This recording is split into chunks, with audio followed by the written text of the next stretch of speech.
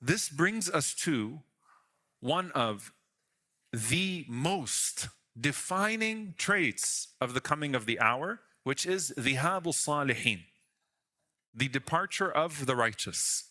The departure of the righteous. And we're going to spend time here because I don't want to rush this series. I actually think, subhanAllah, there's a behavioral component in every single one of these signs. Dhihabu salihin, the departure of the righteous. Humanity had a time where they had tens of prophets at a time. Those prophets were killed. Allah sent the Prophet ﷺ, this last light alayhi salatu wassalam, as a warning and a giver of glad tidings. And the final Prophet ﷺ, with his death comes the death of the concept of prophethood. So the first category of salihin, because they're the most salih, the most righteous, the first category of the righteous dies. A category of people dies. And then the family and companions of the Prophet ﷺ, they die. And then when the Prophet ﷺ talks about the tabi'een, the next generation, they die. And then when the Prophet ﷺ talks about the decline of the quality of people, and the day of judgment is established on the worst of humanity, right? So let's start with this. And there's the analogy. You have a dark sky, the lights are on. So you think of the light bulbs. The biggest light bulbs are the prophets. And of those light bulbs, the Prophet ﷺ is the most beautiful light. Not all lights are the same, right? They're the same in size, they're the same in role, they all turn on the light, they all illuminate. But as the Prophet ﷺ said, that I am to the rest of the prophets like that last brick in a house. People walk by and they see a missing brick. SubhanAllah, we just built, right? We put the bricks there so we can connect to these analogies, right? You see how when one brick goes in, I'm the last brick. People walk by and they say, if only that place was filled. So the Prophet ﷺ gets plugged in, right? Think of the Prophet ﷺ as the greatest light then. And then when that light bulb goes out, you have the Sahaba. Think of the Messenger of Allah ﷺ as the moon, and they are like the stars. So you have a different category of light, but they're not as illuminating as the first category. Then those lights go out.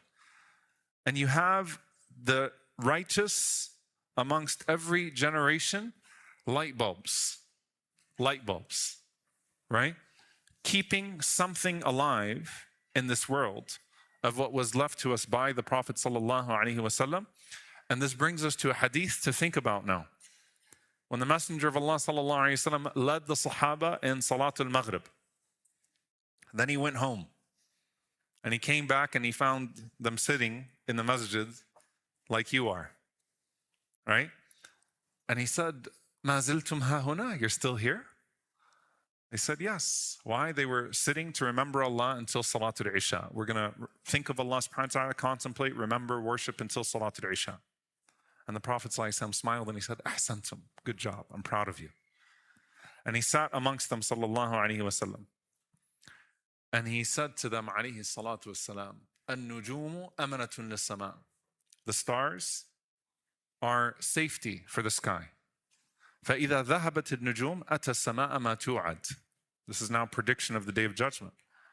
Once the stars fall, what was promised to the skies will come. Meaning, once you no longer see the stars, once it all starts tearing apart, that's a sign. When the lights go, the sky is torn apart. And then he said, وَأَنَا أَمَنَةٌ لِأَصْحَابِي. I am to you a source of safety to my companions. فَإِذَا ذَهَبْتُ أَتَى أَصْحَابِي مَا يُوعَدُونَ. Once I die, once I leave, what was promised to my companions will come to them. Major sign, not in the categorization of major signs. Major in its gravity. When I die, things will come to you now that were promised to you. قَالَ وَأَصْحَابِي أَمَنَةٌ لِأُمَّتِي. And my Sahaba are a source of safety for my Ummah. فَإِذَا ذَهَبَ أَصْحَابِي أَتَى أُمَّتِي مَا يُوعَدُونَ. So then when my Sahaba go away, then what was promised to my Ummah will come to it. Meaning there are certain signs of the Day of Judgment that were not possible while the Prophet ﷺ was still alive.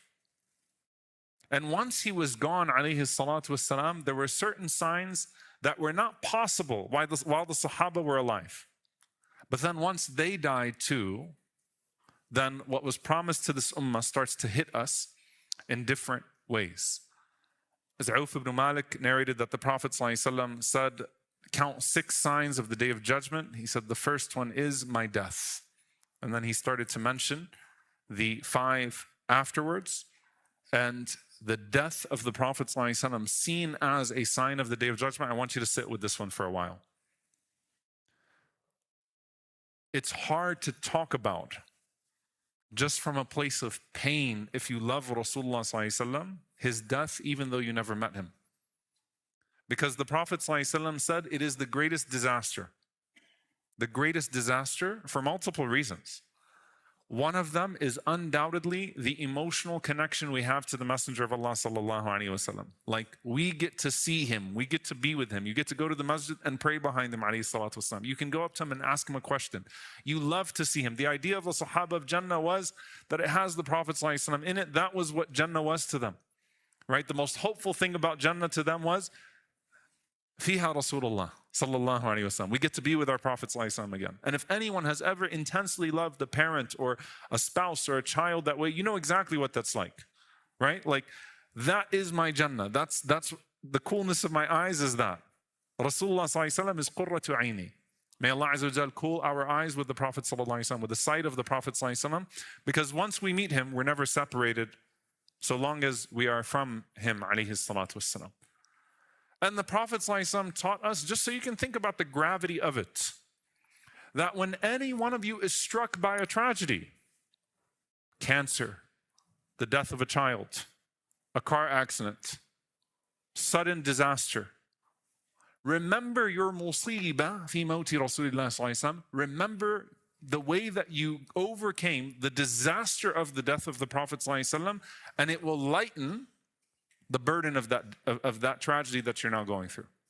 That I survived the death of the Prophet ﷺ. And that was the greatest tragedy that ever struck us, right? Was his death, alayhi salatu wasalam, so much so that there were those that saw that day that wished that they never lived to see that day. I mean, it's like, I wish I would have died before this. I mean, you can imagine, right? You wish to die before those that you love most because you can't bear the pain of having to bury them. I mean, can you imagine how many of the Sahaba were like, I wish I never had to see this day. I wish I never had to see the day that I have to bury the Prophet sallallahu alaihi wasallam. Now let's talk about it through the perspective of a sign of the Day of Judgment. Anas ibn Malik radiyallahu ta'ala anhu says, the day the Prophet sallallahu alaihi wasallam entered into Medina, everything in Medina lit up. And the day that the Prophet ﷺ died, everything went dark. And subhanAllah, he says something very powerful. He says that the dirt was still on our hands, burying the Messenger of Allah ﷺ, and we felt the change in our hearts. Like, we felt like something different happened. None of us experienced that. We didn't experience the beauty of living with the Prophet ﷺ, and we didn't experience the tragedy of having to bury the Messenger of Allah ﷺ. How do you bury that man, alayhi salatu wasalam, right? Anas says our hearts changed. Medina changed. Our heart changed. The world changed, and how we live in this world changed as well. You understand? The world changed, and how we live in this world changed as well. So there's the element of tragedy that we will not be struck by any tragedy, collectively or individually, with a tragedy greater than his death, alayhi salatu wassalam. Right? And that's why we ask Allah Azza wa Jalla that as we were forbidden from living with the Prophet ﷺ on this earth, that Allah Azza wa Jalla does not forbid us, deprive us of living with him, alayhi salatu wassalam, for eternity. We love the Prophet ﷺ. We love the prophets. We want to be with them. But now, let's see this through the lens of a sign of the Day of Judgment. What does it mean for it to be a sign of the hour from a structural perspective as we are speaking about this? The tranquility in the hearts changed, but also, like, there is no doubt that we were better when we were with him, alayhi salatu wasalam. Is there any doubt about it? Like, the companions are better than us as a whole. But they were the best version of themselves when the Prophet ﷺ was alive. How many hadiths do we need to even cite to prove that? The hadith of Handala radiallahu ta'ala anhu, like, I'm a hypocrite. Why am I a hypocrite? Because when I'm with the Prophet ﷺ, we feel this way, and then we go home and we feel this way. Abu Bakr radiallahu anhu saying, in that case, I'm a hypocrite too. Because when we're with the Prophet ﷺ, it's like we're on a different level of iman, right? And the Prophet ﷺ said, if you were to be in the same state that you are in when you are with me, the angels would shake your hands in the streets. Of course you're on a different level when you're with the Prophet ﷺ, right? And that's why Abdullah ibn Amr radiallahu ta'ala anhuma used to say that for me to do a good deed after the death of the Prophet ﷺ is twice as beloved to me as doing that good deed when the Prophet ﷺ was still alive. Why? Because when the Prophet ﷺ was alive, the only thing that we cared about was the Akhirah. We didn't care about this world. But now, the dunya is overtaking us. The world is overtaking us. Structurally, connect what Abdullah ibn Amr is saying to the Prophet ﷺ saying that inna min wara'ikum, O companions, there are days after you, ayyam as-sabr, days that will require great patience. To be patient in those days will be like holding on to a burning hot coal. The reward of someone who acts in those days is like 50. Ya Rasulullah, 50 of them? No, 50 of you. 50 of you. Because the further you get from the life of the Prophet ﷺ, the harder it becomes to act in accordance with what the Prophet ﷺ brought, with the same intensity, with the same love, with the same devotion. Therefore, the reward increases. May Allah Azza wa Jal increase our reward. Allahumma ameen, and make us amongst those people.